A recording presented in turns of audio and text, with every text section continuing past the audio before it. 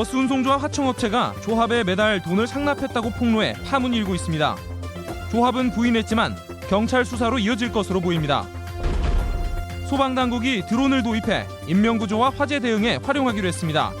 전주 시내에는 드론 공역이 설정돼 드론 연구 개발이 추진됩니다. 선거구 획정이 계속 지연되면서 정당 공천 절차에도 차질이 우려됩니다. 각 당의 후보자 평가와 민주적 후보 선정에도 악영향이 예상됩니다. 여러분 안녕하십니까? 전북권 뉴스입니다. 도내 시내버스 업계에 부적절한 돈거래 의혹이 불거졌습니다. 버스 운송사업조합이 교통카드 관련 업체로부터 정기적으로 상납을 받아왔다는 겁니다. 재계약 보장의 대가였다는데 버스조합 측은 정당한 거래라고 주장합니다. 김하연 기자가 보도합니다. 도내를 운행하는 시내버스 교통카드 단말기에 유지 보수를 담당하는 A업체. 이 업체 대표는 버스 운송사업조합에 수년에 걸쳐 돈을 상납해왔다고 폭로했습니다. 업체와 버스조합 사이 작성된 합의서에 따라 매달 100만 원씩을 버스조합 측에 지급해왔다는 겁니다. 유지보수 명목이었지만 사실상 재계약을 빌미로 한 상납이었다는 게 업체의 주장입니다. 명분을 만들기 위해서 계약서를 만들어 그냥 명목 없이 돈 주는 것도 이상하지 않습니까? 돈을 고정적으로 받으려면 그건 계약서가 있어야 될 거 아닙니까? 돈을 받기 위한 하나의 요식행위. 버스조합 측은 최근에는 업체의 입금이 중단된 데 대해 기간을 소급해 3,200만 원을 한꺼번에 입금하라고 업체에 통보했습니다. 조합이 막강한 힘을 가지고 있죠. 거기서 얘네 하지 마 그러면 저희는 할 수 없는 입장입니다. 그러니까 조합에서 허락을 할 수밖에 없는 입장, 저희 입장에서는 갑이니까 예를 들어서. 2011년 초부터 2013년 4월까지 버스조합 관계자 계좌에 입금된 돈은 2,700만 원. 버스조합 측은 상납이 아니라 합의서에 의한 정당한 거래라는 입장입니다. 또 개인적으로 착복한 것이 아닌 직원들의 복리 후생을 위해 사용됐다고 해명했습니다. 여가 있으면 19개 업체에서 애경사고 뭐저고 연락 오면 어떻게 없는 그게 그런 상황에서 우리 좀 주게 해주셔. 그렇게 내부적으로 쓴 거예요, 그것은. 조합의 해명에도 합의서가 비공개로 작성된 경위 등에 대한 의혹은 여전한 가운데 업체 대표는 버스조합 간부들을 상대로 고소장을 접수하기로 했습니다. MBC 뉴스 김하연입니다. 전주 시내버스 기사들은 하루 17시간을 운전하고 다음 날 쉽니다. 이런 격일제 근무가 사고 위험까지 높인다는데 대안으로 2교대 근무제가 논의되고 있습니다. 고차원 기자가 보도합니다. 올해 시내버스 운전 11년 차인 박병목 씨. 새벽 5시 반 운전대를 잡으면 밤 11시 반까지 꼬박 17시간을 버티는 생활을 하루 걸러 하고 있습니다. 2시에서 한 4시 사이. 그때가 제일 피곤하고. 그때가 이제 운전 시작하신 지 한 10시간 넘어갔을 때. 그러죠. 안전사고도 많이 나고. 한국노총 보고서에 따르면 하루 9시간 정도 운전하는 2교대 노동자와 16시간 정도인 격일제 노동자의 졸림 정도를 비교했더니 최고 60배까지 차이가 났습니다. 운전 시간이 길어질수록 사고 발생 위험은 1.8배까지 높아졌습니다.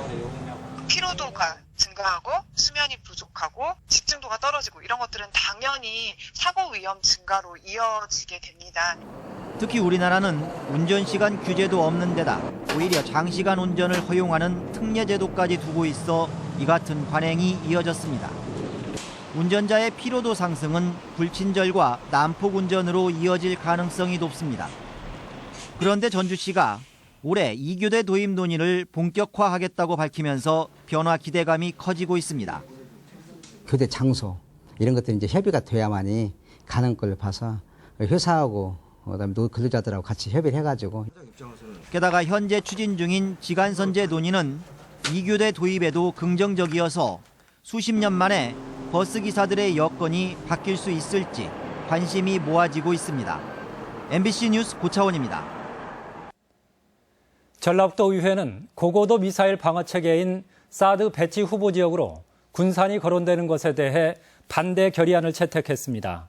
도의회는 오늘 열린 정례회에서 사드 배치 후보 지역에 군산을 포함시킨 것은 폭탄 떠넘기기나 다름없고 새만금을 동북아 경제 거점으로 조성하자는 정부 계획과도 상충된다며 논의 중단을 촉구했습니다. 소형 무인 헬기인 드론이 소방화재 진압, 구조 활동에도 쓰입니다.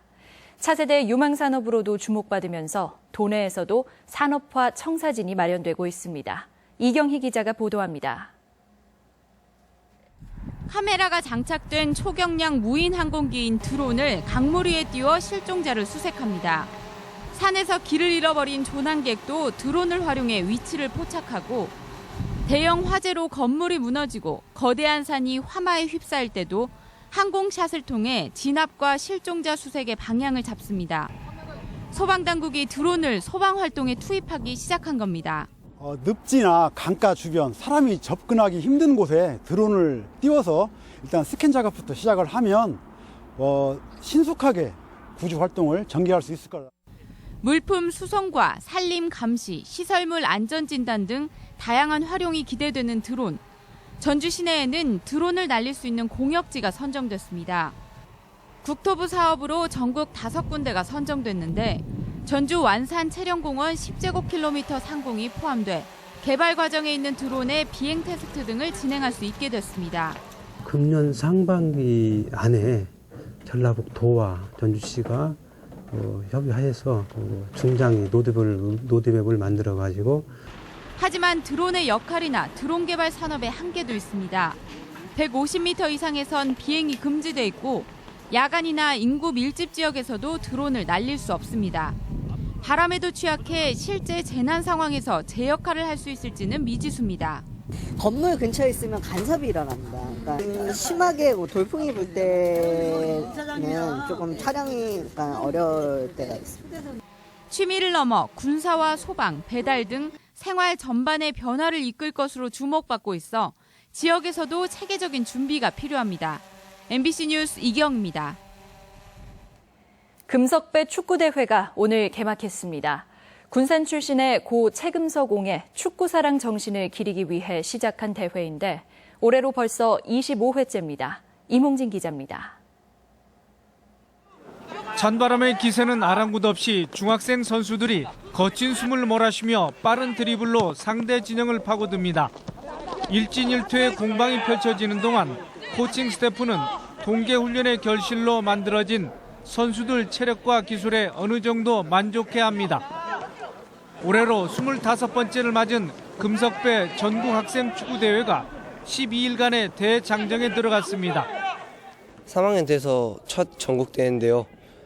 설레기도 하고 걱정되기도 하는데 좋은 실력 발휘해서 성적 내서 갈 수 있도록 하겠습니다. 초등부를 비롯해 초등저학년부, 중등부, 중등저학년부 등 총 128개 팀이 출전해 240경기를 치릅니다. 대회 첫날 경기에서 군산 제일중이 고양 하이FC에 0대4로 패하고 군산 구암초가 서울 양강초에 0대1로 지는 등 도내 팀들이 부진을 겪었습니다. 이번 대회 결승전은 오는 26일 중등부, 27일 초등부가 각각 열립니다. 올해는 프로 산하 클럽팀들이 많이 출전하여 매 경기마다 박진감이 늘 겁니다. 그리고 경기 수준이 높을 것이라고 생각하고 있습니다. 이번 대회는 선수와 학부모, 축구협회 관계자 등 8천여 명이 군산에 머물 예정이어서 지역 경제 유발 효과가 기대됩니다. 한편 개막전에 앞서 고 최금석 기념비 앞에서는 한국 축구 발전에 큰 족적을 남긴 최 선생을 기리는 추모 행사가 열렸습니다. MBC 뉴스 이몽진입니다. 전라북도 체육회는 오는 19일부터 8일간 치러지는 제97회 전국 동계축구대회를 앞두고 전주 화산 빙상장에 유치했던 컬링 경기 장소를 경북 의성으로 변경한다고 발표했습니다. 컬링 장소 변경은 경기장 시설 노후화에 따른 경기장 내부의 물방울 맺힘 현상 때문으로 시설 개선이 현안으로 제기되고 있습니다. 총선까지는 2달도 채 남지 않았는데 선거구 없는 초유의 사태가 계속되고 있습니다. 후보들의 혼란은 물론 당내 경선도 차질을 빚고 있습니다. 이창익 기자가 보도합니다. 매번 잡음으로 시끄러웠던 당내 경선을 가장 공정히 치르는 방법은 선관위 위탁입니다. 하지만 이번 총선은 선관위 위탁이 사실상 불가능해졌습니다. 선거구 획정이 늦어지면서 신청 기한이 지나버렸기 때문입니다. 현재는 그 국회의원 선거구가 없기 때문에 당내 경선 위탁 신청을 할 수가 없습니다. 뿐만 아니라 자체적인 당내 경선 일정에도 발등에 불이 떨어졌습니다. 후보자 등록 20일 전인 다음 달 4일까지는 마무리를 해야 되는데 안심번호 추출에만 열흘이 소요되고 이달 23일까지 선거구가 확정되지 않으면 이마저도 불가능합니다. 새누리나 더민주, 국민의당 모두 경선의 공정성을 높이자며 안심번호제를 도입했지만 후보 간 토론이나 연설을 통해 선거인단에게 공정한 후보 선택의 기회를 주기가 사실상 어려워졌습니다. 시민들한테 좀 유리하게 작용할 수 있게끔 정견 발표도 좀 듣고 그러고 이제 현장 투표도 하고 이러려고 했는데 이제 늦어진 거죠. 3당이 도입한 안심번호제는 단순 인기도 조사 그 이상의 효과를 기대하기 어렵다는 것입니다. 결국 선거구 미획정이 현역 정치인들에게만 유리하게 작용하고 있어 기득권 지키기라는 오명을 벗긴 힘들 것으로 보입니다. MBC 뉴스 이창익입니다. 도의회 최은희 의원은 대한관광 리무진은 도내 유일의 한정면허 사업자로 지난 96년 이후 20년간 독점적 지위를 유지해오며 다른 지역보다 높은 운임을 받고 있다고 지적했습니다. 최 의원은 리무진 측이 국토부 요율 적용을 받지 않는 한정면허 특성상 인근 광주보다 17%가량 비싼 킬로미터당 115.7원을 받고 있다며 이는 전국에서 가장 높은 수준이라고 밝혔습니다. 어린이집 누리과정 예산 편성과 관련해 전북교육청에 대한 감사원 감사가 시작됐습니다. 감사원은 오늘 감사관 2명을 전북교육청에 파견해 오는 19일까지 누리과정 예산 편성 실태와 관련한 예비조사를 실시합니다. 감사원은 이번 예비조사 결과를 분석한 뒤 다음 달에 본 감사에 들어갈 예정입니다. 계속해서 오늘의 간추린 소식입니다. 지리산과 운장산 등에서 채취되는 고로쇠가 올해는 눈이 많고 일교차가 커서 지난해보다 10% 증가할 전망입니다. 지난해 도내 채취량은 35만 리터, 농가에서는 4억 원의 수익을 올렸습니다. 전라북도는 5월 15일까지를 산불 조심 기간으로 정하고 헬기 석 대를 임실과 남원 등 도내 산악권에 배치했습니다. 또 무인 감시 카메라와 전문 진화대원을 투입해 산불 감시와 예방 활동을 강화합니다. 순창 장류축제가 한국축제콘텐츠협회의 2016 대한민국 축제콘텐츠 대상에서 경제부문 대상을 받았습니다. 장류축제는 풍성한 체험과 볼거리, 그리고 지역경제 파급 효과를 인정받았습니다. 완주군과 현대차, 전북현대모터스가 축구 메카 조성을 위해 MOU를 체결했습니다. 완주군은 부지를 제공하고 현대자동차는 축구장 조성을, 현대모터스는 스포츠 프로그램을 운영하기로 했습니다. 전북권 뉴스였습니다.